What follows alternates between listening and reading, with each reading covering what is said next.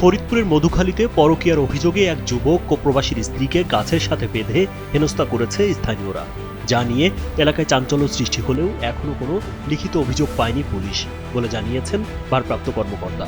ত্রয়োদশ জাতীয় সংসদ নির্বাচনের পর সারা দেশে আওয়ামী লীগের ১ ডজনের বেশি কার্যালয় পুনরায় খোলার মাধ্যমে নিষিদ্ধ দলটি মাঠের সক্রিয়তা ও সরকারের মনোভাব বোঝার কৌশলগত ইঙ্গিত দিচ্ছে বলে রাজনৈতিক বিশ্লেষক ও সংশ্লিষ্ট সূত্রে জানা গেছে। পাবনার ঈশ্বরদীতে দাদি সুফিয়া বেগমকে ঘরে হত্যার পর নাতনি জামিলা খাতুনকে তুলে নিয়ে পার্শ্ববর্তী সরিষা খেতে কুপিয়ে হত্যা করেছে দুর্বৃত্তরা। পুলিশ ময়নাতদন্তের মাধ্যমে ধর্ষণের বিষয়টি খতিয়ে দেখছে এবং জড়িতদের শনাক্তে তদন্ত চালাচ্ছে। চলতি ফেব্রুয়ারিতে ১০ দফা ভূমিকম্পে কেঁপেছে বাংলাদেশ, যার মধ্যে সাতক্ষীরা ও মিয়ানমার কেন্দ্রিক মাঝারি কম্পন সহ সর্বশেষ ৫.৩ মাত্রার ভূকম্পন জনমনে চরম আতঙ্ক সৃষ্টি করায় বড় দুর্যোগ মোকাবেলায় জরুরি সতর্কতা দিয়েছেন বিশেষজ্ঞরা। ভারতীয় হাইকমিশনের সাথে ফলপ্রসূ বৈঠকের প্রেক্ষিতে শিগগিরই বাংলাদেশি নাগরিকদের জন্য ট্যুরিস্ট ভিসা সহ সব ধরনের ভারতীয় ভিসা প্রক্রিয়া পুনরায় চালু হচ্ছে জানান পররাষ্ট্র প্রতিমন্ত্রী। আওয়ামী লীগের দীর্ঘ ৩৬ বছরের আধিপত্য ভেঙে মাদারীপুর ১ আসনে সাহিদুদ্দিন আহমেদ হানজালার এই বিজয়কে স্থানীয় রাজনীতিতে একটি বড় আপসেট হিসেবে দেখা হচ্ছে।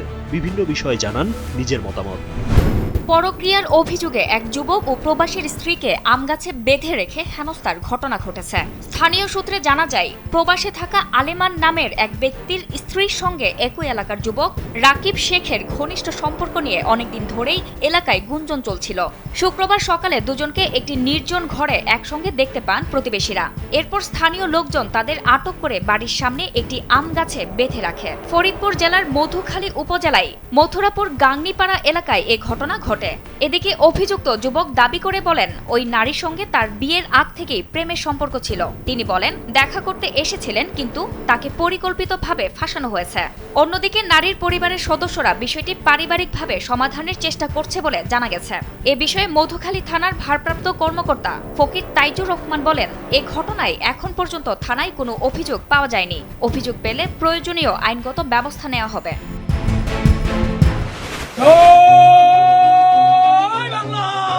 রাজনৈতিক অঙ্গনে আবারও সক্রিয় হওয়ার প্রস্তুতি নিচ্ছে আওয়ামী লীগ। সাম্প্রতিক সময়ে দলটির বিভিন্ন পর্যায়ের নেতারা সংগঠনকে গোছাতে এবং মাঠ পর্যায়ে যোগাযোগ জোরদার করতে কাজ শুরু করেছেন।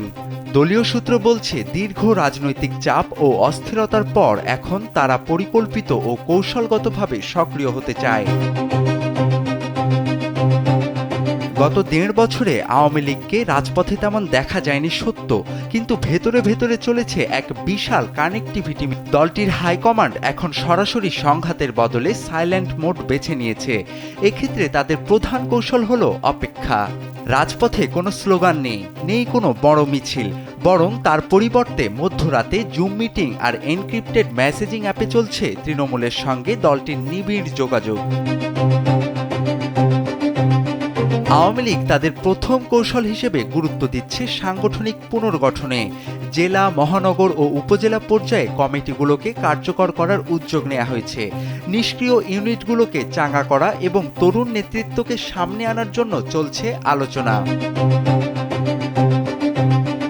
এদিকে কৌশল হিসেবে আইনি ও রাজনৈতিক প্রক্রিয়াকে গুরুত্ব দেওয়ার সিদ্ধান্ত নিয়েছে আওয়ামী লীগ। দলটির শীর্ষ পর্যায়ের নেতারা বলছেন, গণতান্ত্রিক কাঠামোর ভেতরে থেকেই এই উদ্যোগ নিতে হবে।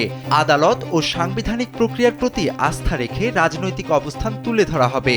এতে দেশি ও বিদেশি মহলে একটি ইতিবাচক বার্তা যাবে বলে মনে করছেন আওয়ামী নীতি নির্ধারকেরা।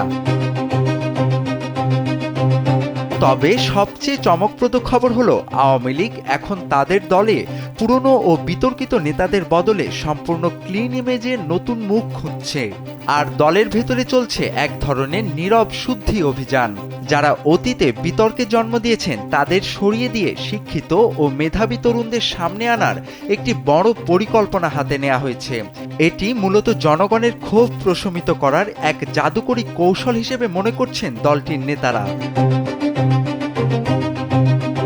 আওয়ামী লীগের এই নতুন সক্রিয়তা কি কেবলই অস্তিত্ব টিকিয়ে রাখার লড়াই, নাকি বড় কোনো রাজনৈতিক বিস্ফোরণের প্রস্তুতি? সময় বলে দিবে তাদের এসব কৌশল কতটা সফল হবে। রাজনীতিতে শেষ কথা বলে কিছুই নেই, আর আওয়ামী লীগ হয়তো সেই প্রবাদটিকেই এবার সত্য প্রমাণ করতে মরিয়া হয়ে উঠেছে। তোফায়েল আহমেদ, কালবেলা। গভীর রাতে ঘরে ঢুকে এক বৃদ্ধাকে কুপিয়ে হত্যার পর তার নাতনিকে অপহরণ ও হত্যার অভিযোগ উঠেছে।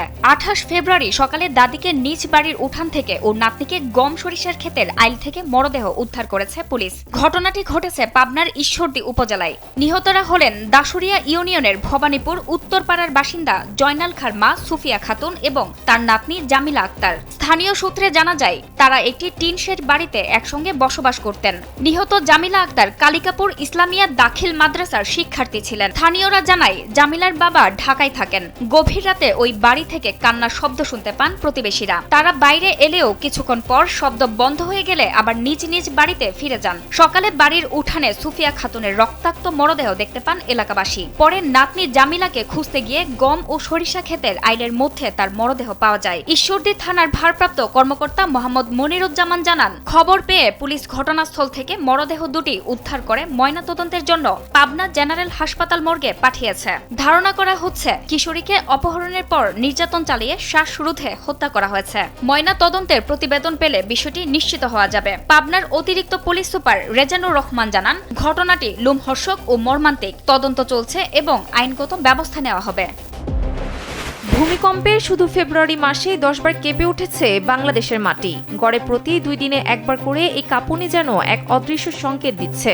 শুক্রবার জুমার নামাজের পর দুপুরে সাতক্ষীরার আশাশুনিতে 5.4 মাত্রার সেই ঝাঁকুনি যখন সারা দেশকে স্তব্ধ করে দিল, তখন সাধারণ মানুষের মনে প্রশ্নটা আরো জোরালো হয়েছে। প্রকৃতি কি তবে বড় কোনো মহাপ্রলয়ের মহড়া দিচ্ছে? ইতিহাসের পাতা উল্টালে সংখ্যাটা আরো ঘনীভূত হয়। বাংলাদেশ অঞ্চলে সর্বশেষ ভয়াবহ ভূমিকম্প হয়েছিল প্রায় 96 বছর আগে 1930 সালে। 7 মাত্রার সেই ধ্বংসযজ্ঞের আগে মাত্র 65 বছরের ব্যবধানে 6 বার ভূমি তছনছ করা কম্পন দেখেছিল এই জনপদ। বিশেষজ্ঞরা বলছেন, ভূগর্ভের টেকটনিক প্লেটগুলো গত প্রায় 1 শতাব্দী ধরে এক বিশাল শক্তি জমিয়ে বসে আছে।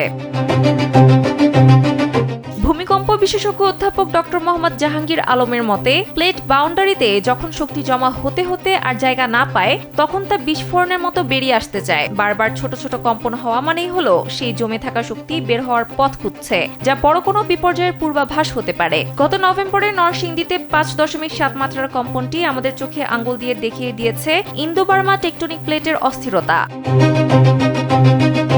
তবে ভয়ের আসল কারণ লুকিয়ে আছে আমাদের ইট পাথরের কাঠামোর ভেতরেই। পরিসংখ্যান বলছে, শুধু ঢাকা শহরেই 21 লাখ ভবনের মধ্যে 30% 6 তলার বেশি উঁচু, যার 90% ভূমিকম্প সহনীয় নয়। এই বিশাল কংক্রিটের জঙ্গল কি তবে আমাদের নিজেদের তৈরি করা মৃত্যুফাঁদ?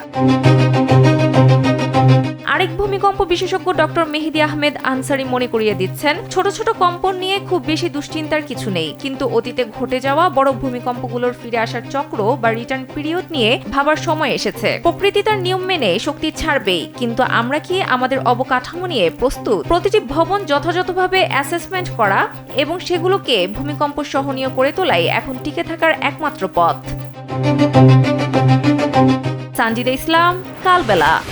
ভারতীয় ভিসা নিয়ে এক গুরুত্বপূর্ণ তথ্য নিশ্চিত করেছেন নতুন সরকারের পররাষ্ট্র প্রতিমন্ত্রী শামা ওবায়েদ ইসলাম। কেননা বেশ কিছুদিন যাবৎ বাংলাদেশি নাগরিকদের জন্য ভারতীয় ভিসা নিয়ে জটিলতা তৈরি হয়েছে। গেল শুক্রবার পররাষ্ট্র প্রতিমন্ত্রী শামা ওবায়েদ জানিয়েছেন, বাংলাদেশিদের জন্য খুব শিগগিরই ভারতীয় ভিসা চালু হতে যাচ্ছে।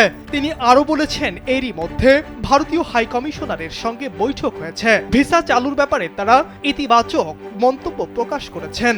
শামা ওবায়েদ বলেন, বাংলাদেশের নাগরিকরা যেন ভারতে যেতে পারেন সে বিষয়ে কাজ করছে পররাষ্ট্র মন্ত্রণালয়।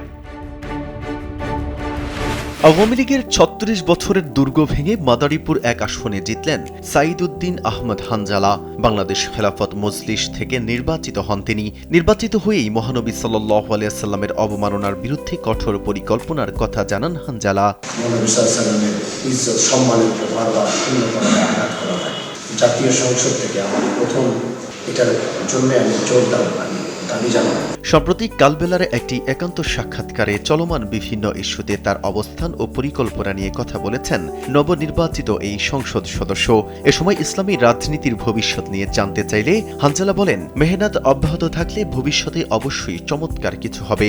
ইসলামী রাজনীতির ভবিষ্যৎ ইনশাআল্লাহ বাংলাদেশে খুবই চমৎকার দেখতেছি। হয়তো একটু সময়ের প্রয়োজন, সময়ের সাথে সাথে এদেশের মাটিতে আমরা যে স্বপ্ন দেখছি ইসলামী রাজনীতি পূর্ণ যেটা হবে, আশা করা যায় যে আমাদের মেহনত যদি চলতে থাকে তাহলে ভালো কিছু দেখতেছি ইনশাআল্লাহ। এদিকে তার পূর্বসূরিদের মাধ্যমে শুরু হওয়া ফরায়েজি আন্দোলনের ধারাবাহিকতা এখনো অব্যাহত আছে কিনা জানতে চাইলে এটি এখনো চলমান বলে মন্তব্য করেন এবং ভবিষ্যতে এটি আরও মজবুত হবে বলেও জানান তিনি। ফরাইজি আন্দোলন আমাদের পূর্বপুরুষের রেখে যাওয়া একটা আমানত, সেক্ষেত্রে ফরাইজি আন্দোলনের গতি এটা অবশ্যই চলবে, এটা আরো দুর্গাগতিতে চলবে, আগামীতে এটা আরো মজবুত হবে, কাজ হবে। কওমি মাদ্রাসায় নারীদের উচ্চ শিক্ষা এবং শিক্ষার মান প্রসঙ্গে তিনি বলেন, প্রয়োজনে শিক্ষার মান উন্নয়নে রাষ্ট্রীয়ভাবে উদ্যোগ নেবেন এবং সমতার ব্যবস্থা করবেন। আগামীতে যেসব মানুষ আমাদের মাদ্রাসাগুলো এবং পড়াশোনাগুলো নিয়ে অনেকে প্রশ্ন তুলেছে, যারা এখন নিউ জেনারেশন আছে বা যারা শিক্ষা ব্যবস্থা নিয়ে কাজ করতেছে, তো সেই জায়গা থেকে তাদের অভিযোগগুলো থাকবে, এটাই স্বাভাবিক। কিন্তু আমরা চেষ্টা করছি যে আমাদের কওমি মাদ্রাসা যে নারীরা আছে তাদের এই শিক্ষা ব্যবস্থার মান উন্নয়ন করার জন্য আমাদের রাষ্ট্রীয় যেই কাজগুলো এখন করা দরকার, যেহেতু আল্লাহ আমাদেরকে এখন সুযোগ দিয়েছে, যদি এটাকে আরও পরিবর্তনের প্রয়োজন হয় তাহলে আমরা অবশ্যই সেটাকে পরিবর্তন করে একটা স্টেবলে নিয়ে আসবো। এ সময় সংসদে গিয়ে ব্লাসফেমি আইন বা মহানবী সাল্লাল্লাহু আলাইহি সাল্লামের অবমাননার বিরুদ্ধে কঠোর আইন প্রণয়নের বিষয়ে একজন মুসলিম হিসেবে তার প্রথম বক্তব্যে জোর দাবি জানাবেন তিনি। ছোটবেলা থেকে দেখে আসতেছি যে এই দেশে আপনার কয়েকদিন পর পরে মহানবী সাল্লাল্লাহু আলাইহি সাল্লামের ইজ্জত সম্মানের উপর বারবার আঘাত করা হয়। অ্যাজ এ মুসলিম হিসাবে জাতীয় সংসদ থেকে আমার প্রথম বক্তব্যের ভিতরে এই ব্লাসফেমি যে আইনটা, এটার জন্য আমি জোরদার দাবি জানাই। এছাড়া মাদারীপুরে স্বাস্থ্যসেবায় চিকিৎসক সংকট ও দালাল চক্রের অভিযোগ প্রসঙ্গে তিনি বলেন, এসব অনিয়ম দূর করতে নজরদারি বাড়ানো হবে এবং সংশ্লিষ্টদের জবাবদিহির আওতায় আনা হবে। একটা প্ল্যানের মধ্যে স্বাস্থ্য ব্যবস্থাটা অন্যতম একটা প্ল্যান, কারণ আমার দেশের মানুষ কিছু বলেই ঢাকার ফরিদপুর পাঠিয়ে দেয়, ওখানে কোনো ভালো চিকিৎসা নেই। তো সেই ক্ষেত্রে আমার টার্গেটটা আছে যে আমি আগে থেকে বলতেছিলাম যে আমার শিবচরে আইসিইউর বেড আমি একটা দুইটা বলেও আমি শুরু করব, এবং আমার দেশের কোনো কাউকে প্রাথমিক চিকিৎসার জন্য ঢাকার ফরিদপুর যেন আসতে না হয়। পরিপূর্ণ একটা ভালো চিকিৎসার ব্যবস্থা আমি খুব শীঘ্রই এটা আমার এলাকায় আমি শুরু করার চেষ্টা করব। আমি ইনশাআল্লাহ শপথের আগে তো এগুলো কিছুই করতে পারিনি, বলতে পারিনি। শপথটা নেওয়ার পর থেকে আমার বিশ্বাস যে ওইখানে কোনো দালাল চক্র দাঁড়ানোর আর সাহস পাবে না। আমি প্রশাসনের সাথে কথা বলবো, আমাদের প্রেসিডেন্টের সাথে কথা বলবো, যারা পৌর যারা তাদের সাথে কথা বলবো। মেহেদী হাসান, কালবেলা। কারণ ওই মাটিতে